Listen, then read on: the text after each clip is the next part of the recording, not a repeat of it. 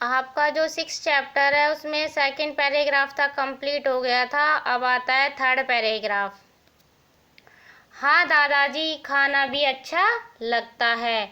कि जो बच्चे हैं वो दादाजी से क्या बोल रहे हैं कि हाँ दादाजी, खाना भी अच्छा लगता है। कौन बोला? बिट्टू बोला। बिल्कुल सही कहा तुमने। भोजन पचता भी ठीक है और भूख भी अच्छी लगती है। कि भोजन पचता भी अच्छा है और भूख भी अच्छी लगती है। मगर यदि हमारी तबीयत ठीक न हो तो कुछ भी अच्छा नहीं लगता है। अगर हमारी तबीयत ठीक नहीं होती है तो कुछ अच्छा लगता है क्या आपको? कुछ भी अच्छा नहीं लगता है। ना भूख लगती है और न ही नींद आती है। चिड़चिड़े हो जाते हैं, उदासी घेर लेती है और उबासियाँ आती है। कि जब हमें तबीयत खराब हो जाती है तब हमें कुछ भी अच्छा नहीं लगता। ना ही हमें नींद आती है और ना ही हमें कोई कार्य करने का मन करता है। और क्या आती है? उबासियाँ आती है। दादाजी ने आगे कहा, काम की बात है कि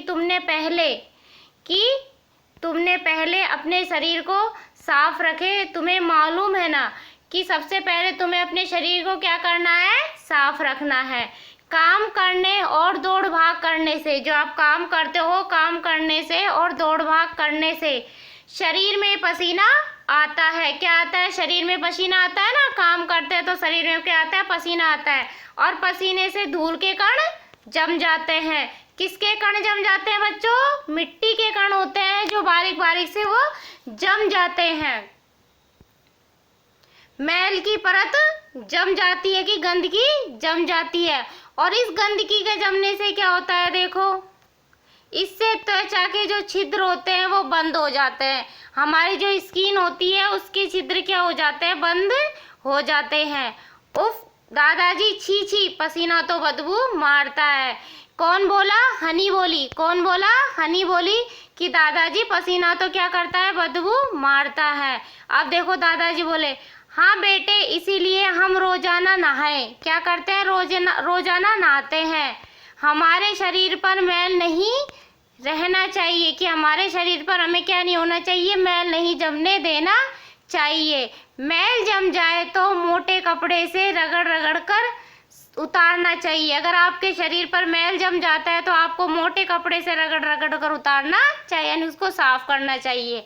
हाँ, सुबह उठने, क्या होना? सुबह उठने और शाम को सोने से पहले क्या करना चाहिए? देखो, सुबह उठने और शाम को सोने से पहले दांत साफ करना चाहिए। क्या करने चाहिए? दांत साफ करने चाहिए। हफ्ते में 2 बार नाखून काटे। कितने बार? हफ्ते में 2 बार क्या काटने चाहिए? नाखून काटने चाहिए। शौच के बाद जरूर हाथ साबुन से हाथ धोए। यानी कि जब आप नित्य क्रिया करते हो तो उसके बाद क्या करना चाहिए? साबुन से हाथ धोने चाहिए। जी दादाजी, सभी बच्चे एक साथ बोले। क्या बोले? कि जी दादाजी, सभी बच्चे एक साथ बोले। दादाजी आगे, देखिए दादाजी आगे क्या बोलते हैं, देखो दादाजी आगे बोले, शरीर के साथ साथ हमें कपड़े भी साफ पहनने चाहिए। कि शरीर के साथ साथ हमें कपड़े भी साफ पहनने चाहिए। गंदे कपड़ों में कीटाणु हो सकते हैं। कि गंदे कपड़ों में क्या हो सकते हैं? कीटाणु हो सकते हैं। जहां तक हो, क्या हो? जहां तक हो हमें कभी भी क्या नहीं करना चाहिए? जहां तक हो हमें कभी भी गंदे कपड़े या मैले कपड़े नहीं पहनने चाहिए। धुले कपड़े ही पहनने चाहिए। ठीक है। अब देखो, आपका ये 4th पैराग्राफ तक कंप्लीट हो गया। अब आपका आता है 5th पैराग्राफ।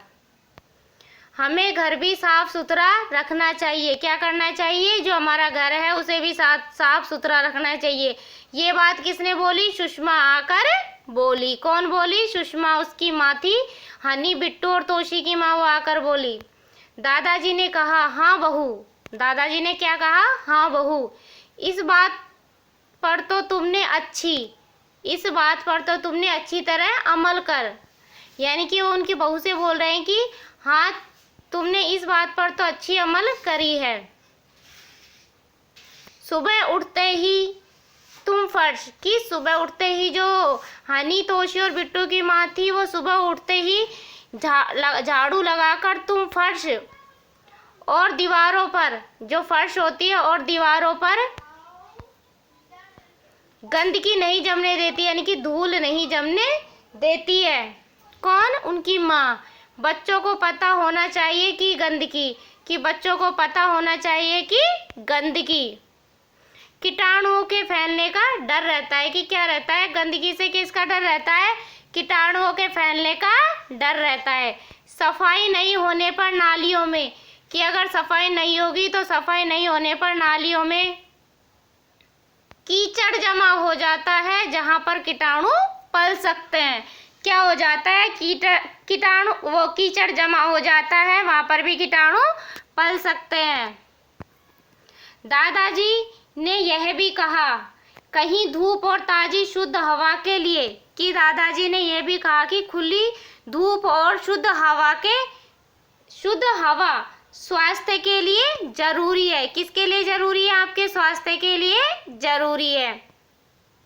धूप में हमें विटामिन डी, धूप में क्या मिलता है? धूप में हमें विटामिन डी, क्या मिलता है? धूप से हमें विटामिन डी मिलता है, जो शरीर के लिए क्या है? यानी कि जो विटामिन डी है वो हमारे शरीर के लिए क्या है?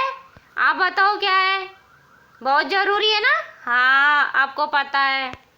हम जो पानी पीते हैं, यानी कि हम जो भी पानी पीते हैं वह शुद्ध होना चाहिए। कैसा होना चाहिए? शुद्ध होना चाहिए।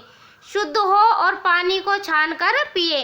कैसा पानी पीना चाहिए? छान कर ही पानी पीना चाहिए, क्योंकि जो पानी गंदा होता है उससे कचरा वचरा आता है ना, उसको छान कर ही पानी पीना चाहिए।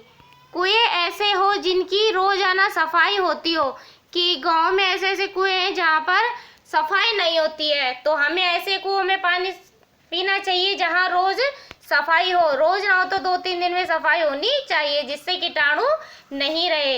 इसमें आपको दादाजी ने ये बताया कि हमें साफ सफाई का विशेष ध्यान रखना है।